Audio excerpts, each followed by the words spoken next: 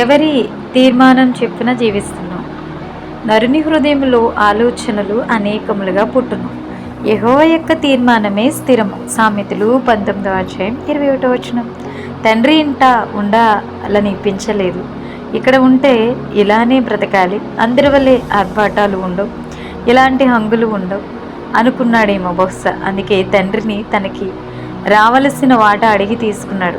ఎలాగైనా అన్నీ సంపాదించాలని, సంతోషంగా జీవించాలి, పెద్ద వ్యాపారం చేయాలనుకున్నాడు.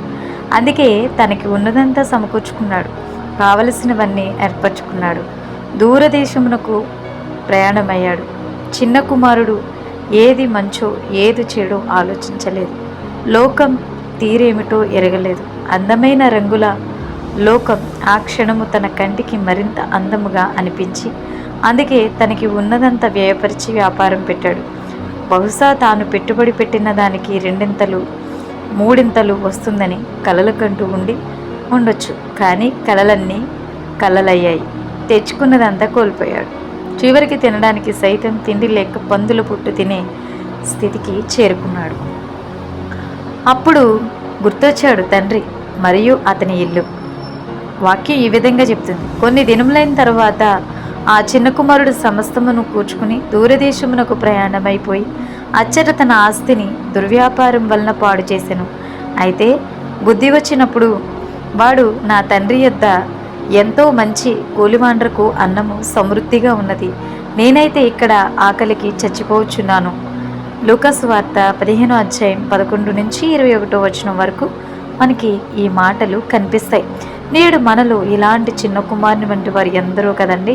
బాగా చదవాలి, మంచి ఉద్యోగం చేయాలి, సౌకర్యవంతమైన అందమైన మంచి ఇల్లు కట్టుకోవాలి, చక్కని అబ్బాయిని చూసి పెళ్లి చేసుకోవాలి, జీవితం ఆనందంగా సాగిపోవాలి, దూరదేశమునకు దూరపట్నమునకు వెళ్ళాలి, అక్కడ మంచి ఉద్యోగం పొందుకుని బాగా డబ్బు సంపాదించాలి, బాగా డబ్బు దాచుకోవాలి, మంచి వెలగల వెండి బంగారు నగలు కొనాలి, ధరించాలి, అందమైన మందిరమును నిర్మించాలి, గొప్ప సేవ చేయాలి. ఇలా ఎన్నెన్నో ఆలోచిస్తాం. ఇలాంటి తొందరలతో నేను చేసేది దేవుని చిత్తమేనా, ఇది దేవునికి ఇష్టమైన పనేనా అనేది కూడా ఒక్కోసారి ఆలోచించకుండా ఉంటాం. ఫలితముగా మంచి ఉద్యోగం అయితే పొందుతాం, కానీ అక్కడ ఎన్నో ఇబ్బందులు కష్టాలు ఎదుర్కోవాల్సి ఉంటుంది. అందమైన ఇంటిని నిర్మించుకోగలుగుతాం, కానీ ఇంటిలోనే నెమ్మది లేని స్థితిలో ఉంటాం. చక్కని జీవిత భాగస్వామిగా వస్తారు, కానీ ఆ ఇద్దరి మధ్యలో సఖ్యత అనేది లేని స్థితికి వస్తారు. దూరదేశమునకు దూరపట్నమునకు అయితే వెళ్తారు, కానీ అక్కడ కనిపించిన తల్లిదండ్రులను ఆప్తులను మర్చిపోయి వారికి కన్నీటిని మిగుల్చుతారు. బాగా డబ్బు అయితే సంపాదిస్తారు, కానీ అది ఎప్పుడు చినిగిన సంచిలో వేసినట్టుగానే ఉంటుంది. వెలగల వెండి బంగారాలను పొందుకుంటారు, కానీ వేసుకుని ఆనందించలేని మనశ్శాంతి లేని జీవితంతో సతమతమవుతూ ఉంటారు. అందమైన మందిరాలు నిర్మిస్తారు, ఎంతో పెద్ద సంఘాన్ని కడతారు, ఎందరో మనుషులు అక్కడ పోగవుతారు, కానీ వారి మధ్యలో దేవుడు మాత్రమే ఉండరు. కాబట్టి చేసే ప్రతి పనిలో, తీసుకునే ప్రతి తీర్మానంలో దేవుని చిత్తమేమిటో గ్రహించి ఆ ప్రకారం జీవించే విజయం పొందుకుందాం. దేవుని మీద ఆధారపడదాం. మన ఆలోచన విధానాన్ని దేవునికి అప్పగించి ముందుకు వెళ్దాం.